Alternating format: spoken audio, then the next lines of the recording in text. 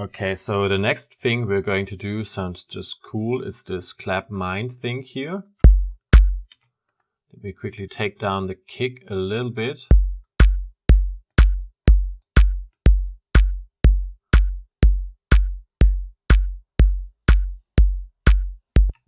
Okay, so if we go to this clap mind thing here, listen in. It sounds like those clap sounds that are being used currently in techno productions quite frequently. And let's tweak that thing a little bit.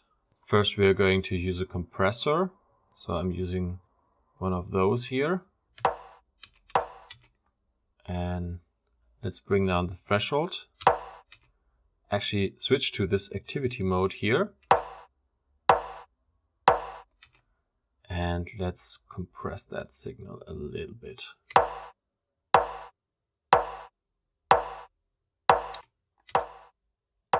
So the difference between the loudness of the tail and the transients is getting evened out. We are moving those guys closer together. Let's adjust the sustain slightly.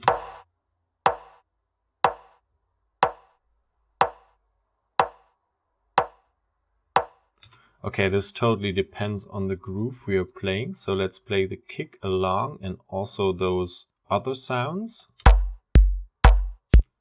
So you know how to do that, right? You hold Command and then you can add more solo instances.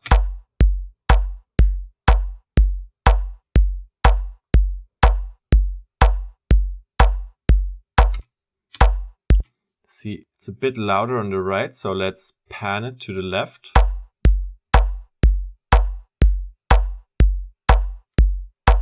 Now it's louder on the left, but I kind of like it there.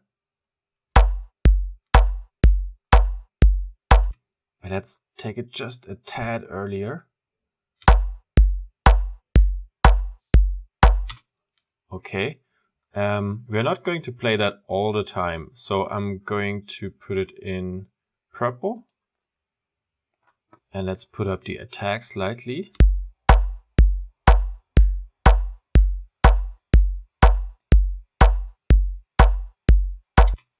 Okay, cool. So let's copy this sidechain again from the upper track and just place it in here as well, behind the first compressor.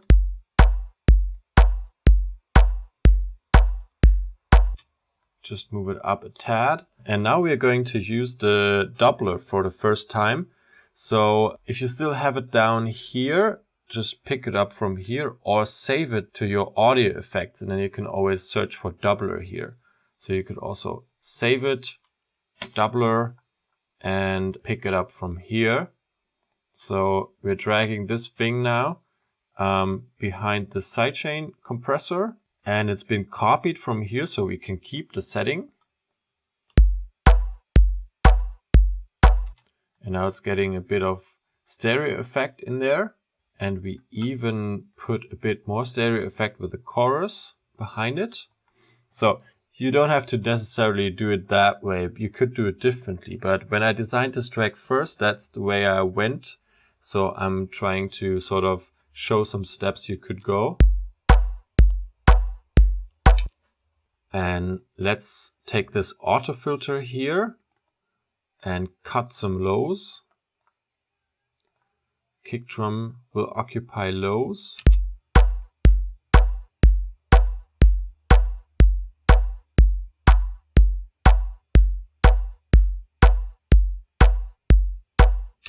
Okay, and let's go. Actually, we can upgrade this. It was saved in 9.2, so let's upgrade it to 9.5, 9.6 versions. Okay, EQ. Of course, also there shouldn't be much left.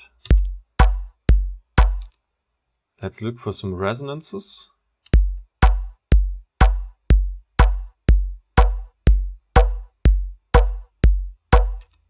Okay, maybe we need a bit less of that.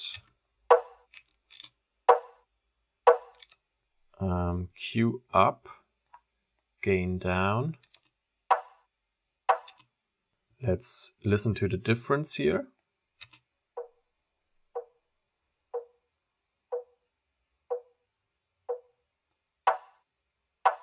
Okay, there it is. And add in some upper frequencies here.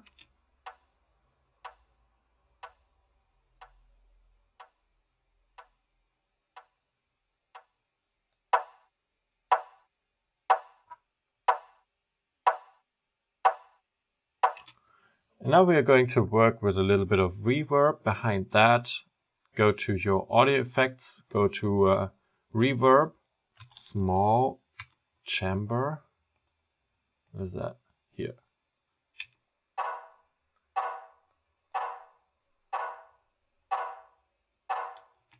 Okay, we're just going to use that one very subtly.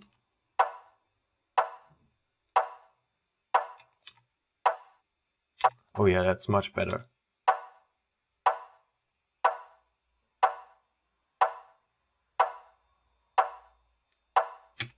Let's play it in the context of the elements we already tweaked.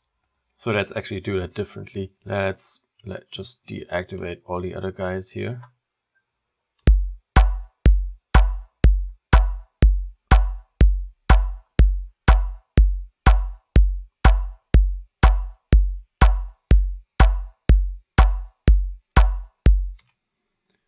Okay, and just for fun, let's quickly put in another EQ8 behind it. It's not compulsory to do that, just doing that to look for something around 1K here.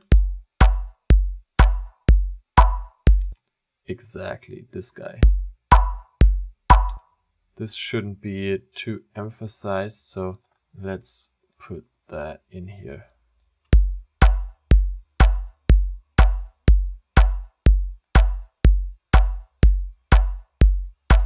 Also, we could put a little bit of send reverb onto our first one. And here's our send reverb. This is our return channel activator here.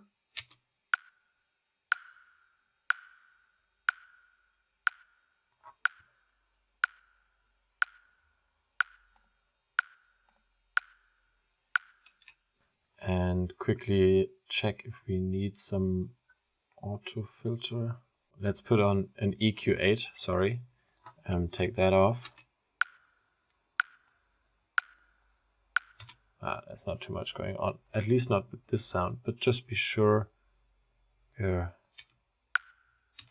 We don't want send reverb or return channel reverb on our lowest frequencies here.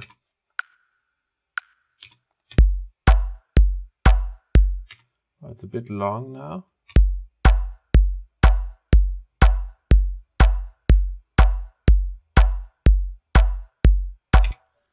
Okay, now we have parts we can play with this clap mine thing, and we have parts we can play without it. And then when we want to like beef it up, we go. Yeah, that's going to be fun. So let's move on to the next video.